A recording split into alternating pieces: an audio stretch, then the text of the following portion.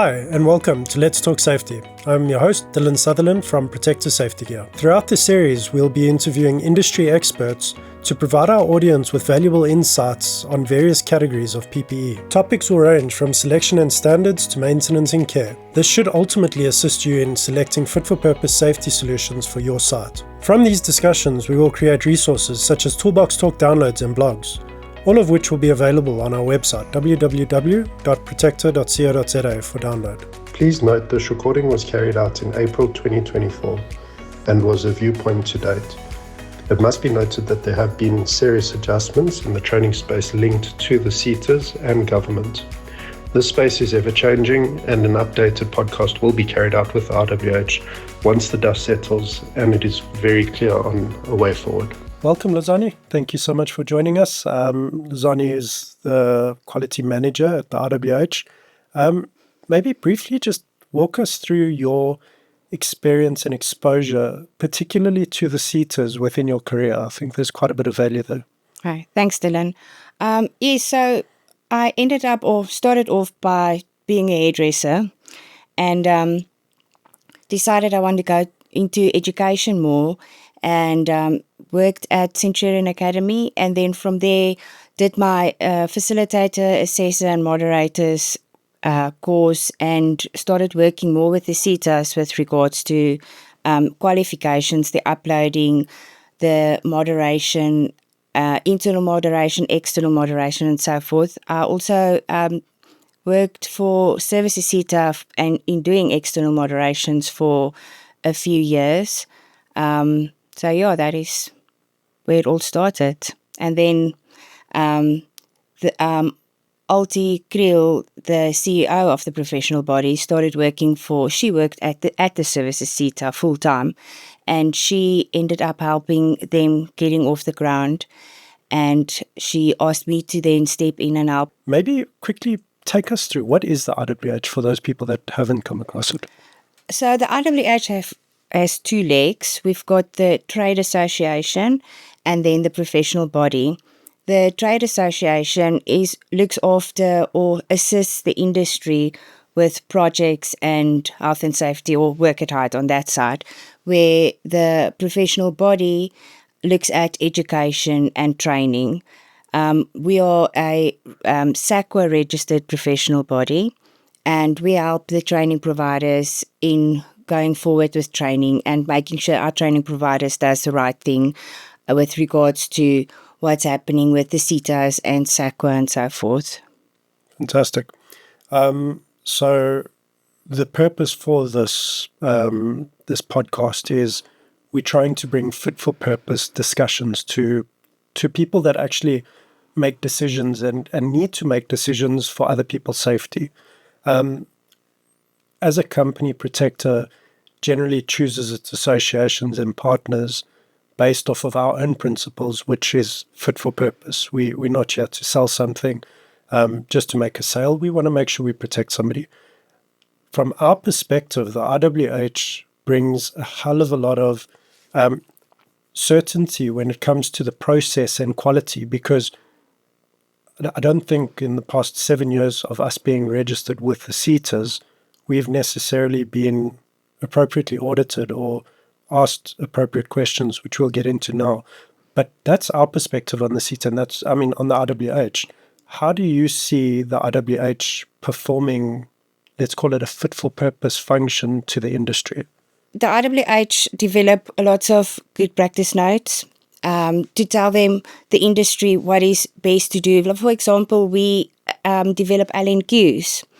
That is qualifications that's not unit standards but should have been unit standards. So we develop programs for industry to use to be safer and have competence, not in a unit standard but in a approved program. We also do audits, additional audits over the SETAs, what they're supposed to do or do. So we visit our training providers, make sure that they do the right thing, do their uploads and so forth. So we really try and get the word out there with regards to what is needed to be safe in the industry. Cool. let's get into we'll come back to the LNQs because I think that's quite an important component of this discussion. But what I do want to understand is, and I get it, SETA has hundreds of thousands of service providers from hairdressing to work at heights to, I don't know, everything. I would assume anything that has to do with training. Can you walk us through quickly just what, and very briefly, you don't have to get into detail, on what the process is to get registered, let's say for unit standard 22998, you're doing work at heights. What would that process look like from a provider with the SETA? It would look long and tedious. So you would have to be accredited first. The professional body cannot, unfortunately, assist the training provider if they are not accredited. So the first thing would be to jump on the services SETA, or it also depends on which unit standard you want to do. So finding out which SETA is responsible for the specific unit standard, and then go get accreditation from them, and then from there they can come and apply with us. And that process, that tedious process that you're talking about of getting accredited, I mean, for us it was a headache. But one thing that I had to, and it confused me, was we're working in an industry where there's practical exposure. You don't work at heights by staying safe on the ground. You're literally climbing. You're performing dangerous activities. There seems to be no control of that element during that process. The SETA, and it's not anything against them. Again, they're busy. It's not in their field of expertise, but they've never ever checked whether or not your facility is safe for climbing. Yes, there might be a scaffold. They haven't checked the equipment. Is that a part that's missing in the SETAs when selecting service providers? So I think that is actually why SACWA started registering professional bodies, is to assist the SETAs with these type of things. Because there's no way that a certain body can be an expert on, like you said, it's hairdressing, it's all services. SETA is services, so it's all services from funeral parlors to cleaning. It is a wide variety of training, and that's why we make sure, that's why we want the people to use the training providers that is approved by the professional body, because there are training providers that get accreditation somehow, some much faster than others. I'm not sure how they get it right, but the ones that do go through the process properly, and then we go and validate and check all the things that the SETA didn't check. For example, is the tower erected by a competent person? Has it been signed off? Is there a fall protection plan? Is the equipment that they use up to standard? Those things. And I think it would be unfair of us to expect that of the SETAs, if we're being honest. I mean, sure, like you've said, funeral parlor, hairdresser. I know nothing about hairdressers. Now I must go there and tell them how to do their job. Yeah. Unfortunately, work at heights in itself is already this kind of pushed away discussion in safety because it's so complex. Now we can't expect a SETA or a body like that to actually have to understand that level. So that's where the IWH comes in, right? You guys would serve that function. That's what you're saying. Yeah. So we we assist them where they can't perform or are able to perform the duties that they have to. Should the SETAs do annual checks and inspections of their service providers? So they should. I know they don't, but they should at least do external moderation, which got nothing to do with the equipment. It's a high-risk job that you guys are doing. And for that reason, there has to be, all the measures has to be in place to make sure that everyone is safe. And unfortunately, they don't check that. And that could lapse. If you don't push on something, you don't focus on it, and it sort of falls away. Where the IWH, we also call it an external moderation, but in that external moderation, we make sure that all the documents and equipment and so forth is still in place and up to date. Fantastic. I think it's highly necessary, especially with the beast we deal with. Working at heights, an incident doesn't happen every single day. People become complacent. Unfortunately, if you've got ill-equipped training facilities, it's quite real that an incident could happen at those facilities. Yeah. Cool. So I'm quite strongly opinionated from a safety point. And when we started our training facility, the opinion was we would rather people leave our training facility understanding the dangers and risks that they will face when they go out versus give somebody a certificate. It's generally been our approach, just because if that person leaves, we've got no more control or no ability to say, no, but remember to connect there and be safe. With work at heights being such a practical function, do you see the training providers that are accredited, and I'm not talking about IWH, that are accredited to SETAs, always giving practical training and with appropriate equipment? So I cannot say for sure what is going on in other training providers, but work at height is so big, but the industry is actually really so small.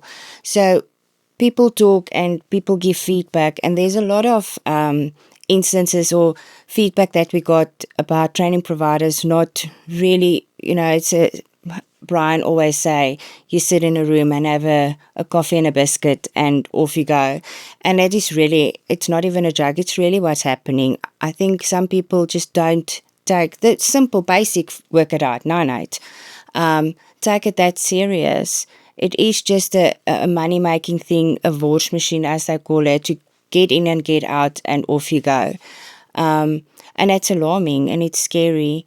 And it's sad to know that sometimes someone might have to lose their life for people to wake up and say, listen, this is not good enough. This is the base of the wider range of work at height, and it should be done properly.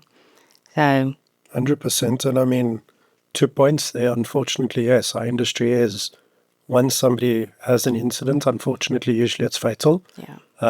Then people act. But the other element of it is exactly that money-making side of it. I mean, we constantly are challenged from a price point because somebody is able to give a training which isn't necessarily Yes. appropriately accredited. The training can take 2 hours, where there is no way that you can do a theoretical, a practical, and an assessment within that time frame.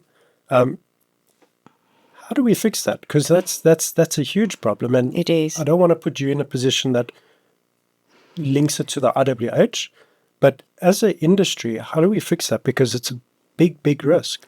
Companies need to educate themselves about what is necessary to look out for when you choose a training provider. The problem is we live in a world where everything is so expensive and everyone wants whatever they want, cheaper and cheaper and cheaper. So when they go and put tenders in, everyone goes lower and lower and lower to get the job. And with going lower and lower and lower, you cut out what is cut out first? Safety. Unfortunately, that is how it is.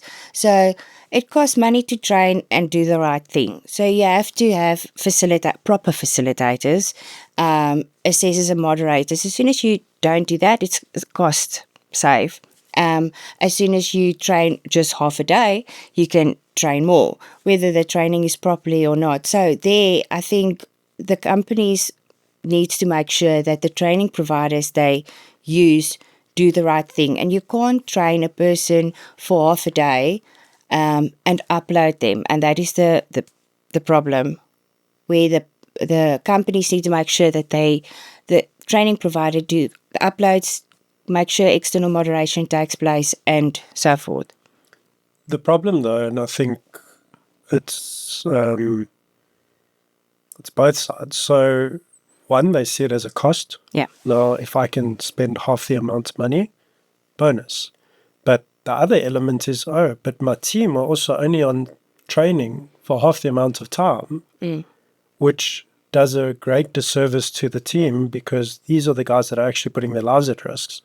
But they don't actually get a say in this. They just get sent to somebody. So how do we speak to those people and let them make a better decision? How do they know how long a training should take?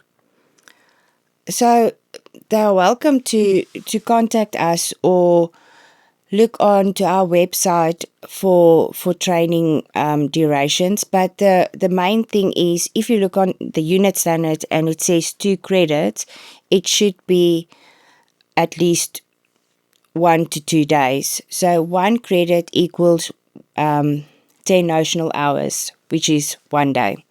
So that is how you can figure it out. But then if you look at combined training, for example, 9-8 and 9-5.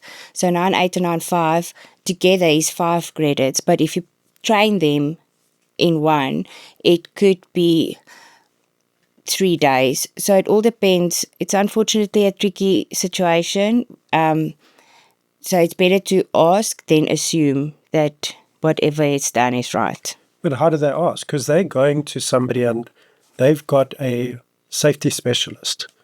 And the safety specialist is usually the auditor that has said, listen, you need training to work on the site. Oh, I've got a training facility.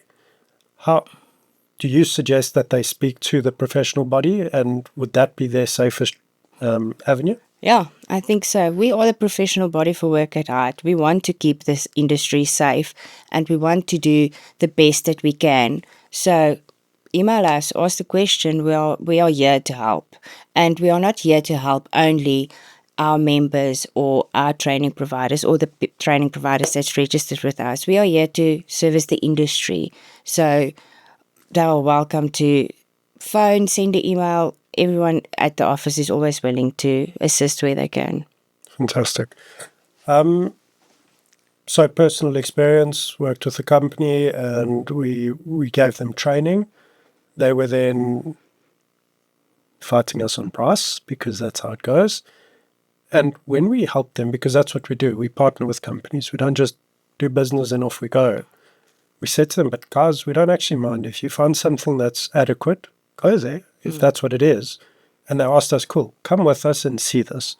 Now, in this case, it's the norm. It's a lifting company that is now offering Work at Height training. So there's 2 elements here. Let's tackle the first one.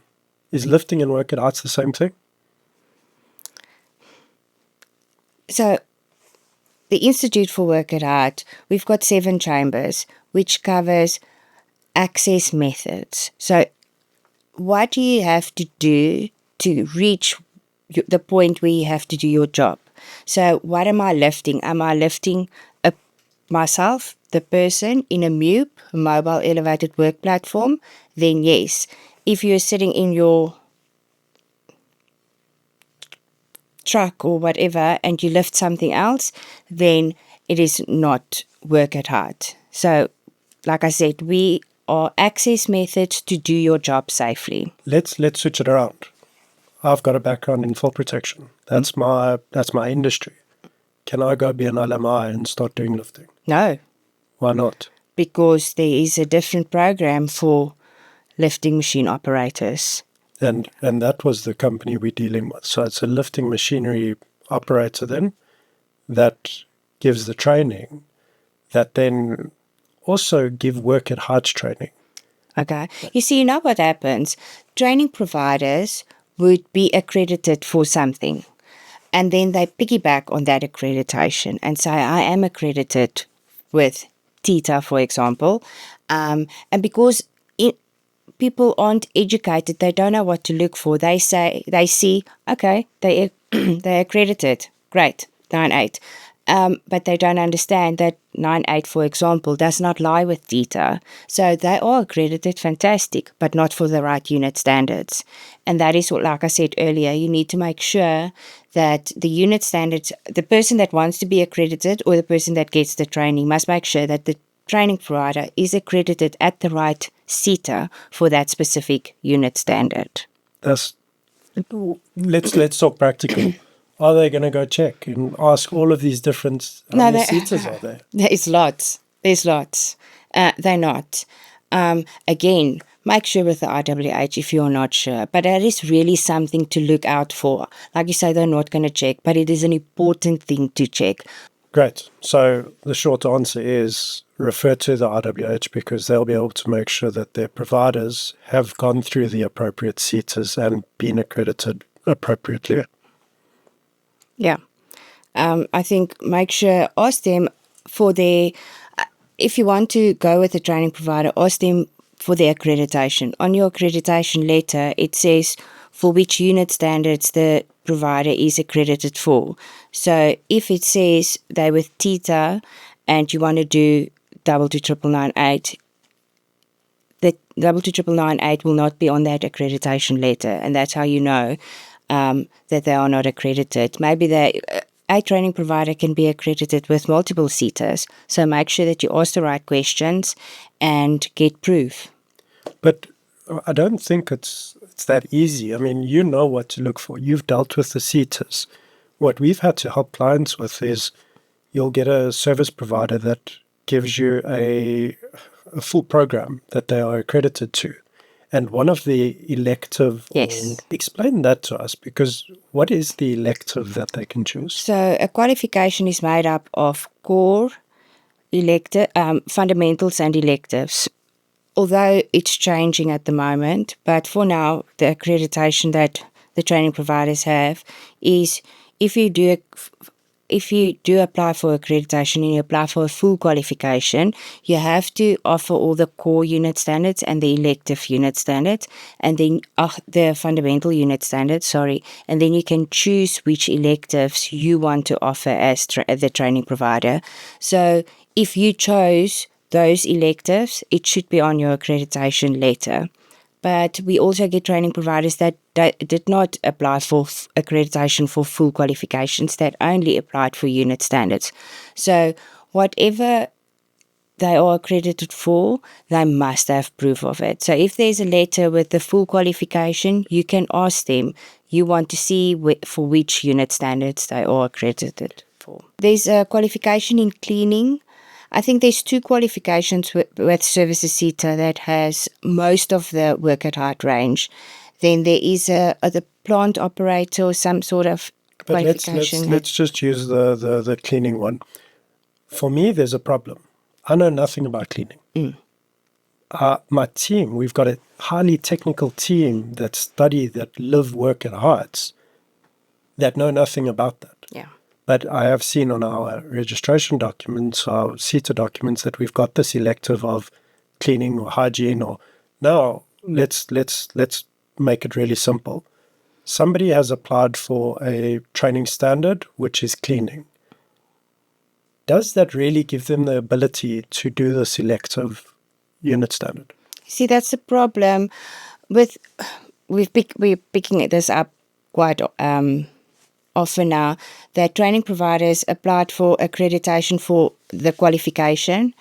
They get registered for accreditation, and there wasn't, because work at height is such a specialization, unfortunately the SETA doesn't look into that specialization. They look at the full qualifications. Like you said, you have no idea about cleaning, but they only see the cleaning aspect. So they go and make sure that the training provider is accredited and can do cleaning, but they don't focus on the specific aspect of work at height. Can he do his job and be safe?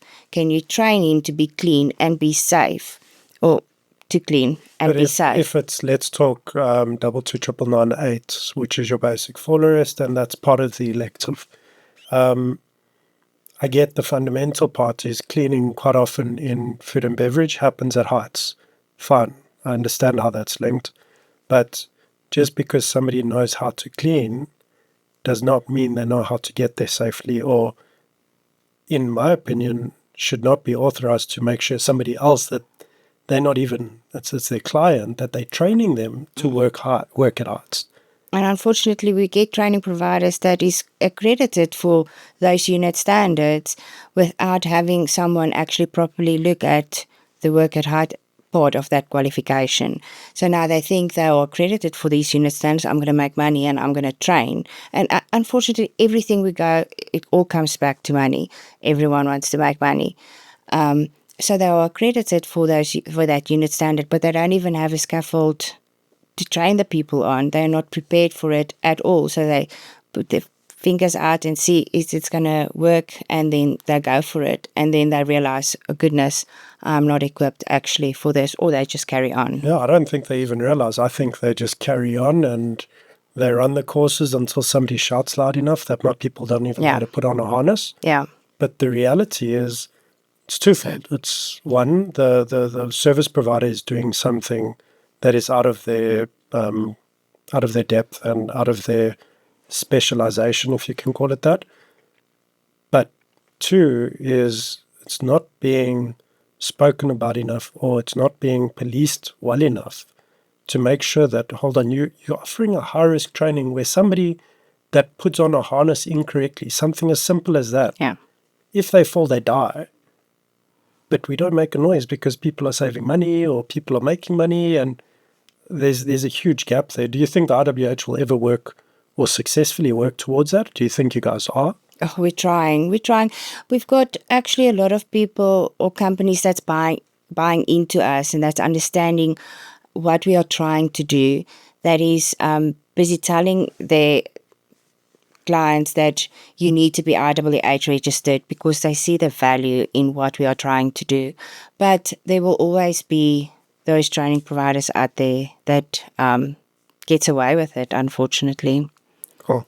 And I've also noticed that quite often the person that's procured the training only find out once they've got the certification that maybe it's inappropriate, or it's maybe it doesn't have whatever detail it has to have for the specific training. So the SETA is supposed to approve your certificate, the training provider certificate that they can issue, but they cannot issue a certificate of competence without having external moderation.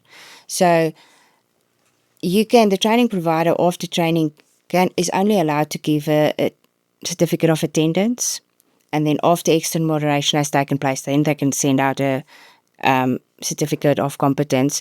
There's also not allowed to be an expiry date on the certificate because your qualification can never expire, but your designation can. They also allow only the one SETA that is appropriate for that training is allowed to be, the logo is allowed to be on there. And I see a lot of the training providers, some add all the SETAs. The wilder it looks, the more credibility it gives them, they think.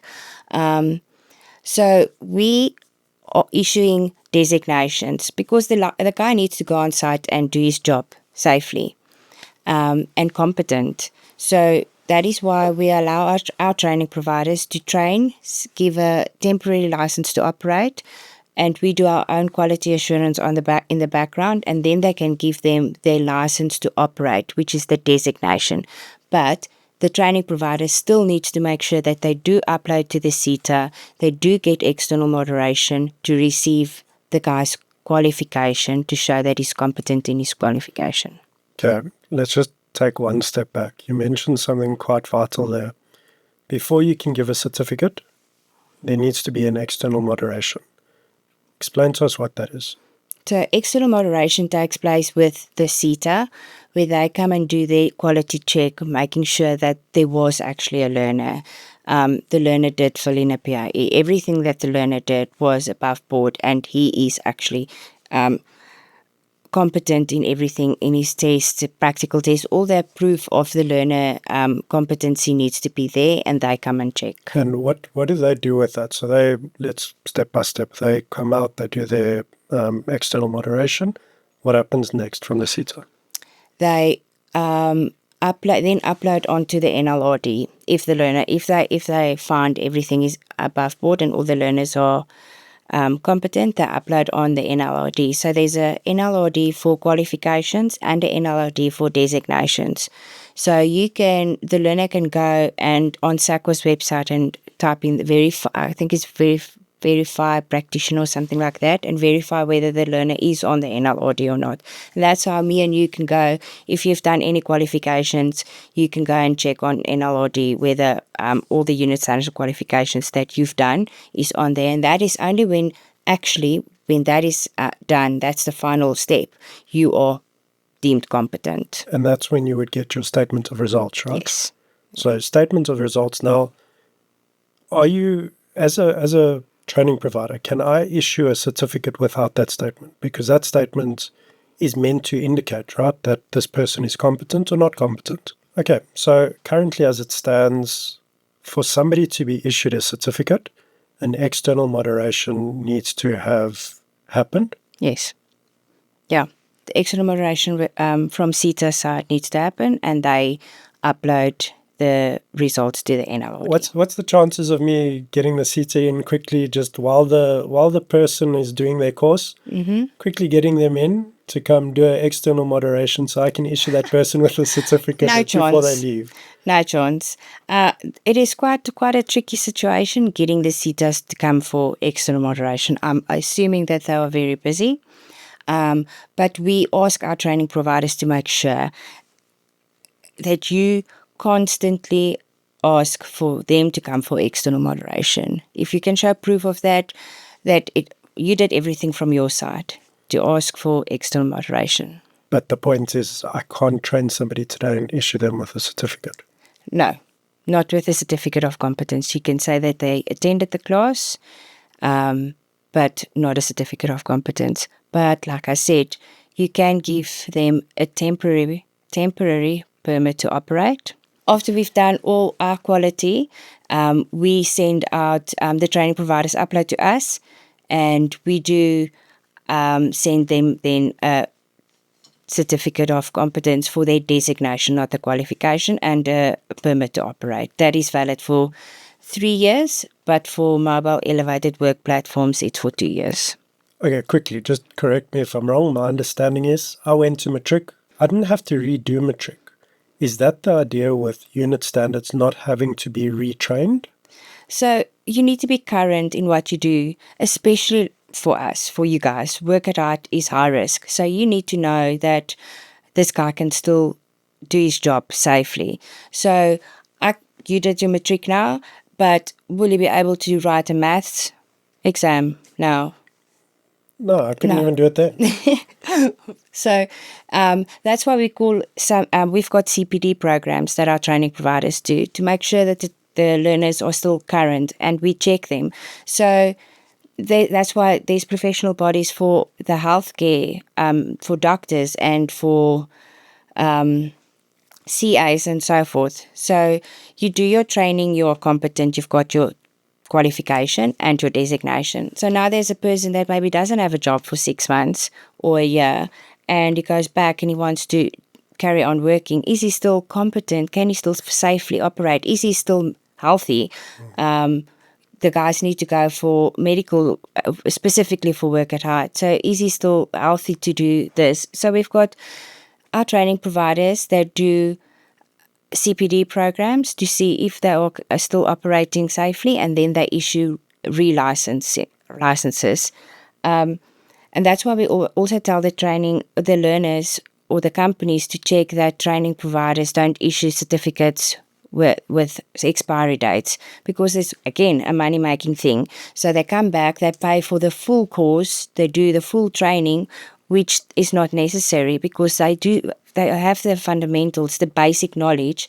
We just need to know that the guy is able to do it safely, he still can do his job safely without putting anyone in danger. Cool. So you're saying I don't have to go back and do matric again? No, luckily. Thank goodness. Yeah. But now how I see it is we issue them with a license. Yes. And is that where you're talking about? The license is there for, it's not to double check on people, but somebody doesn't work for 2 years, they forget to put on a harness. Yeah. We need to pick that up, right? Yeah. And that license then expires after a 3-year period? Yeah. And then that needs to be recertified just to double check. Yes. Is this person still current? Has there been changes, right? Yeah. Because industry change. Industry, best practices, there's constantly changes. Yeah. And people also, that's the one side of it. People that does the job every day, the same thing over and over, get complacent also. So it's a nice, so when they do come for CPD, so a CPD course can be a refresher. It could be something else that benefits the learner. And with that, the training providers do a reassessment to make sure that, and it's a nice refresher for them to just make sure that they still remember to do the small things. Because when you do something over and over, you start to get comfortable and do some things Like that is driving. reckless. Nobody still drives K53. Yes, yeah. So, but we need to make sure that K53, not having your hands at, 10 and 3 isn't going to kill you versus not being able to put a harness on or making sure a carabiner closed. Yeah, for sure. Okay, so that's what does CPD mean? You're talking like we should all know this. What is it? It's like I said, continual professional development. So anything that can benefit the learner. So for example, the guy is just a 9/8 guy. And like you said, legislation changed, or the company that he works for got new equipment and they need training on this equipment. Is a nice program to do to introduce these changes or these new equipment that he's going to have to work with. So anything that could benefit the learner, continual professional development. Basically building on their foundation, and the unit standard would almost be the foundation. Sure, yeah. Okay. Tell me, the LNQs that you mentioned earlier, what is that? So it is a program that we identified that should have been a unit standard. So a few years ago, we went to SACWA and said, listen, for example, ladders.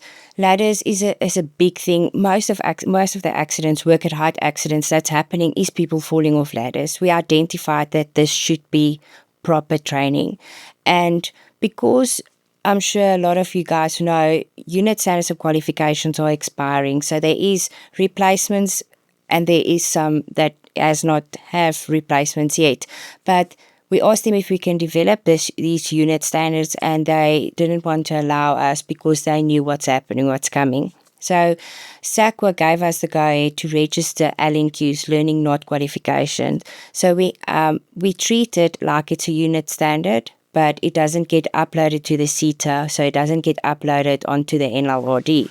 But it's registered with us, that we follow the same procedure. It needs to be a registered assessor and it needs to be moderated and externally moderated by us to make it a proper program and have competency for these people that trains on it.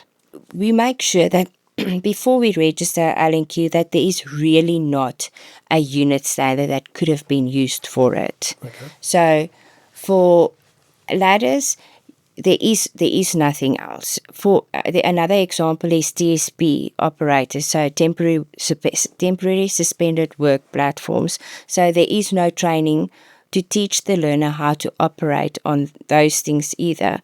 So that's where we registered. These guys need to be trained properly. There is nothing that can possibly be used, or no unit standard that can possibly be used to train these guys on, and that is when we develop a program for them. Okay, so CPD, you need the foundational unit standard or designation. LNQ, I would then assume sometimes, would there be a prerequisite on some of them? Yeah. So it depends on what unit standard or what the LNQ program is. So we've got prerequisites for some of them, and some of them that doesn't. TSP, I would assume you need to know how to connect properly because you're working off of a moving platform. Sure, yeah. But so okay, we've got it. For example, we've got a TSP operator, user operator, and erector. So for you to do the LNQ for erector, you will have to do operator. We've got a climbing equipment inspector. So you have to know 9/8 at least to be able to do the inspector, because that is the introduction to work at height. But it's not for all the programs that there will be a work at height related prerequisite. Okay, fantastic. Like confined space. Yeah. Okay. Well, Lizahni, thank you so much for your time today. We really appreciate what you and the RWH are doing. Thank you. And yeah, I think you guys are moving in the right direction and trying to make sure the industry does. Definitely. Thanks, Dylan. Thanks for having me. Thank you for joining us, and I hope this episode added value to you. If you are experiencing any safety challenges on your sites and require any additional information, please do leave us a message on LinkedIn via Protector Safety Gear's page, or alternatively follow the link below and share a message with us, because maybe it can create value or a valuable conversation for future episodes. Be sure to also follow us on LinkedIn. There will be some valuable information shared from today's discussion.